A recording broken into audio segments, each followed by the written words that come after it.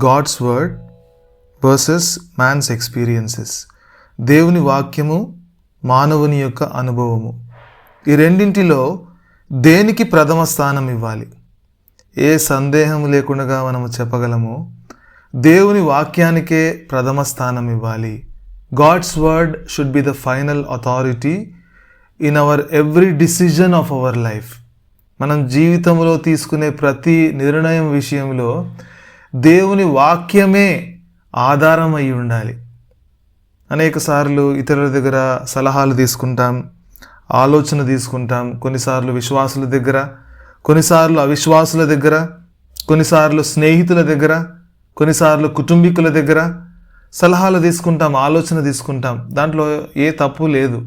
అయితే మనం ఒక తీర్మానం చేసే విషయంలో ఖచ్చితంగా మన యొక్క తీర్మానము దేవుని వాక్యాన్ని ఆధారము చేసుకొని మనము తీర్మానం తీసుకోవాలి. ఎందుకంటే దేవుని వాక్యము యథార్థమైనది, దేవుని వాక్యము సత్యమైనది, దేవుని వాక్యము జీవము కలిగినది. కొన్నిసార్లు యవనస్తులు కొంతమంది యొక్క అనుభవాలను చూసి, కొంతమంది యొక్క అనుభవాలను విని, వారి యొక్క అనుభవాలను అనుసరించి తీర్మానాలు చేస్తారు. అంటే నేను చెప్పేది విశ్వాసుల గురించి, ముఖ్యంగా రక్షణ పొందిన యవనస్తులు. మరి కొంతమంది బోధకులు కూడా ఏం చేస్తారంటే, దేవుని వాక్యమును బోధించేటప్పుడు దేవుని వాక్యము కంటే ఎక్కువగా వారి యొక్క అనుభవాలను బోధిస్తూ ఉంటారు. ఆ విధంగా బోధించినప్పుడు వినేవారు కూడా ఆ ఫలానా బోధకుడు అటువంటి అనుభవం గుండా వెళ్ళాడు కాబట్టి నేను కూడా అటువంటి అనుభవం గుండా వెళ్తాను అని చెప్పి వారు అటువంటి తీర్మానాలే చేసుకుంటారు. కాబట్టి బోధకులు కూడా దేవుని వాక్యాన్ని ఎక్కువగా బోధించాలి, అనుభవాలను తక్కువగా బోధించాలి. ఉదాహరణకి ఒక సహోదరుడు ఉన్నాడు, విశ్వాసి, రక్షించబడ్డాడు, దేవుని పని చేస్తున్నాడు. అయితే ఒక అవిశ్వాసి అయిన సహోదరిని వివాహము చేసుకున్నాడు. వివాహము చేసుకున్న తర్వాత ఏం జరిగిందంటే, కొంతకాలము తర్వాత ఆ సహోదరి మారు మనస్సు పొందింది.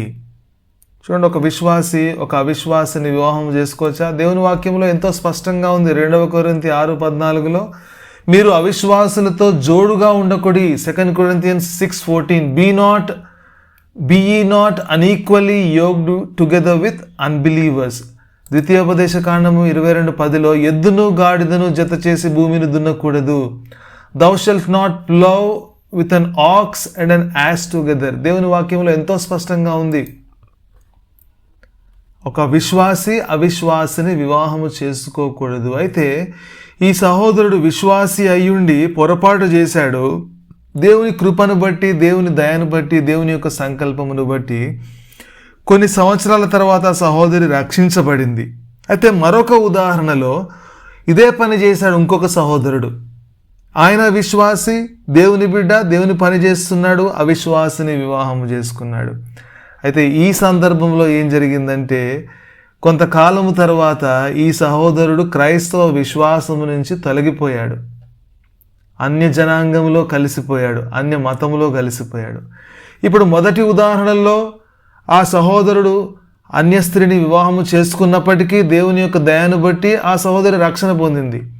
రెండవ ఉదాహరణలో ఆ సహోదరుడు అన్య స్త్రీని చేసుకున్నాడు, తన క్రైస్తవ విశ్వాసము నుంచి తొలగిపోయాడు. ఇప్పుడు ఏ ఉదాహరణ మనం తీసుకోవాలి? ఏ అనుభవాన్ని మనము చూసి ఆ అనుభవాన్ని అనుసరించి మనం నడుచుకోగలము? చూడండి, 2 అనుభవాలు, 2 తీర్మానాలు దేవుని వాక్యానుసారమైనవి కాదు. కాబట్టి ఈ 2 అనుభవాల్లో ఒకటి తర్వాత మేలు జరిగింది, అనుకూలంగా జరిగింది, కానీ 2వ అనుభవంలో నష్టము జరిగింది. క్రైస్తవ విశ్వాసము నుంచే సహోదరుడు తొలగిపోయాడు. కాబట్టి మానవుని యొక్క అనుభవము ప్రాముఖ్యం కాదు. ఆ సహోదరుడు ఆ విధంగా చేశాడు కాబట్టి నేను కూడా ఈ విధంగా చేస్తాననుకునేది కాదు.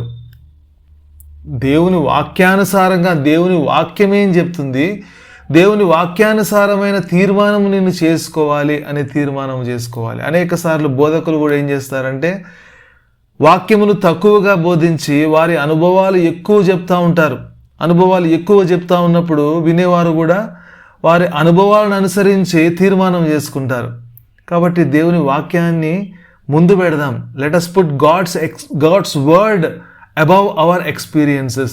మన అనుభవాల కంటే ఎక్కువగా దేవుని వాక్యాన్ని ఉంచుదాం. దేవుని వాక్యానికి ప్రథమ స్థానమును మన జీవితంలో పెడదాం.